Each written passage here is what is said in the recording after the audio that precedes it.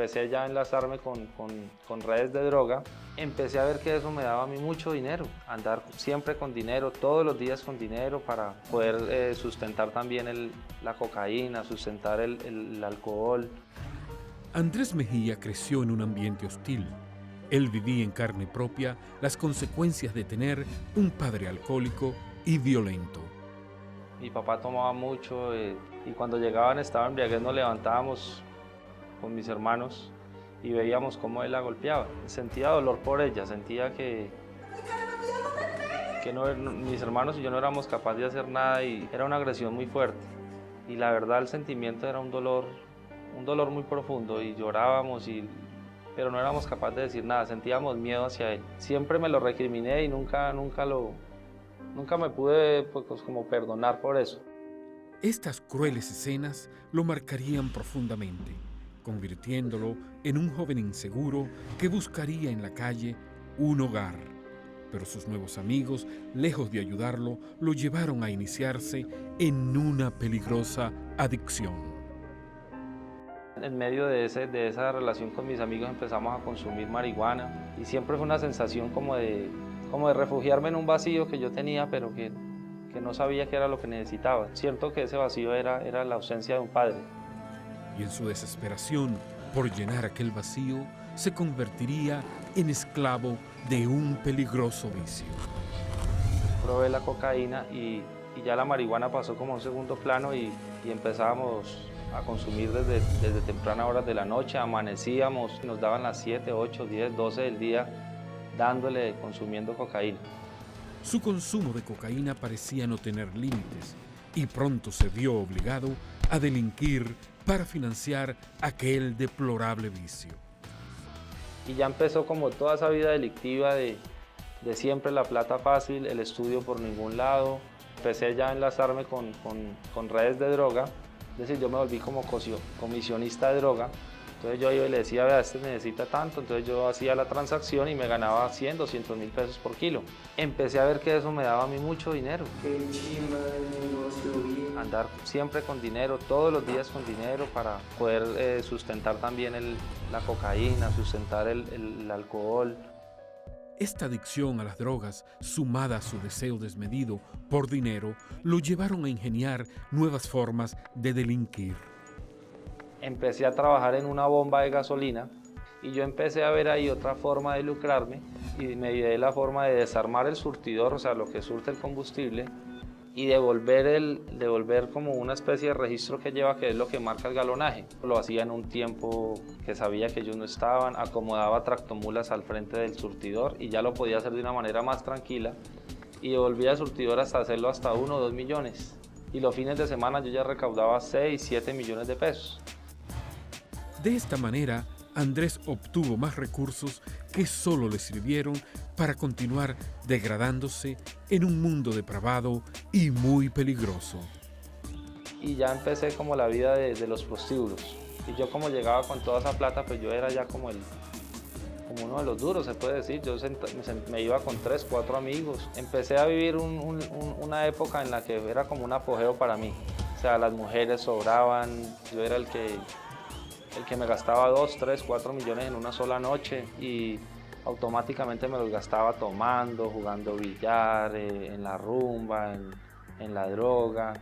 Me volví alcohólico, en ese momento ya me volví alcohólico y lo acompañaba de cocaína. Esta espiral de delincuencia, prostitución, alcohol y drogas parecía no tener fin. Por el contrario, cada vez se tornaba más fuerte. Y ahí me involucré con un señor, él trabajaba para los paramilitares de la región y era el encargado de levantar los rieles de la carrilera, ir a venderlos a Bogotá. Una tractomula cargada con rieles hasta donde podía el carro, valía 40 millones de pesos acá. Y eso se hacía 2 veces al día, 5 o 6 veces a la semana, entonces era ya mucho dinero. El trabajo mío era abrirle el espacio y el rumbo a ese carro para que no lo cogieran. Las altísimas ganancias que le producía este ilegal negocio solo servían para satisfacer sus vicios, ya que no lograban llenar aquel profundo vacío interior. Los recuerdos de una dura infancia lo atormentaban llevándolo en más de una ocasión a intentar terminar con su existencia. Sentí que ya como que yo no valía nada, y fue en ese punto donde mi vida toma otro rumbo, ya un giro total. Yo estaba ese día un día normal del robo de rieles, y yo vi una camioneta de una empresa y vi un muchacho que me hizo conocido, me le arrimé. Hola Andrés, ¿qué hace? No, aquí, yo sé usted en qué anda. Empezó como, él ya me tenía, como se dice, analizado. Aquel joven era un conocido amigo que con la ayuda de Dios había logrado dejar las drogas y hoy quería ayudarlo. Empezó a decirme todo lo que había vivido, cómo había cambiado Jesucristo la vida de él. Y yo en ese momento sentí como algo en mí que yo nunca había tenido. Él me invitó a una reunión en una casa. Al ver el cambio experimentado por su amigo, Andrés se interesó y decidió aceptar esa invitación. Y al entrar a aquella humilde vivienda, escuchó un profundo mensaje. Que había amor, que había una vida diferente por vivir. Como que sentía que toda mi vida había esperado que alguien me hablara de Jesucristo, que alguien me dijera que había algo diferente. Todos somos hijos de Dios. En aquel lugar, Andrés sintió la presencia de Dios. Él no se pudo contener y estalló en llanto, repitiendo una sencilla pero muy poderosa oración. La oración decía que Jesucristo había dado la vida de Él por nosotros, que Jesucristo nos había salvado en una cruz, que Dios iba a perdonar todos mis pecados, que me arrepintiera de todo eso y que yo podía vivir algo diferente. En ese momento yo sentí el arrepentimiento y el perdón de Dios. A partir de esa experiencia con Dios, encontró paz en su corazón y cambió radicalmente su vida, abandonando todo aquello que le hacía daño. Nunca más volverían las drogas ni la delincuencia. Y esa oración pues cambió mi vida, empecé a conocer de Jesús. Todo lo que yo había vivido hasta ese momento lo dejé. Fue algo radical, fue algo que no lo pensé dos veces.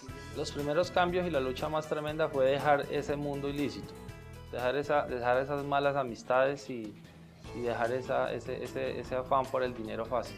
Tomé la decisión, empecé a vivir ya la vida cristiana de una forma, digamos, radical. Empecé a orar de una forma extremada, a leer la palabra en cada momento.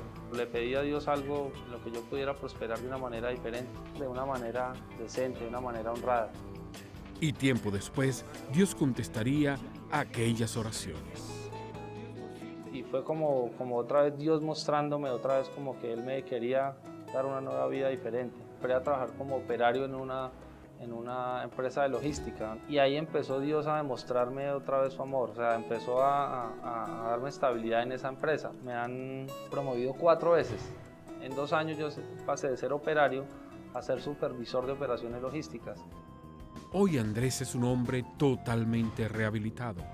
Jesús también le permitió casarse con una hermosa mujer y juntos sirven a Dios y comparten un mensaje de amor y salvación.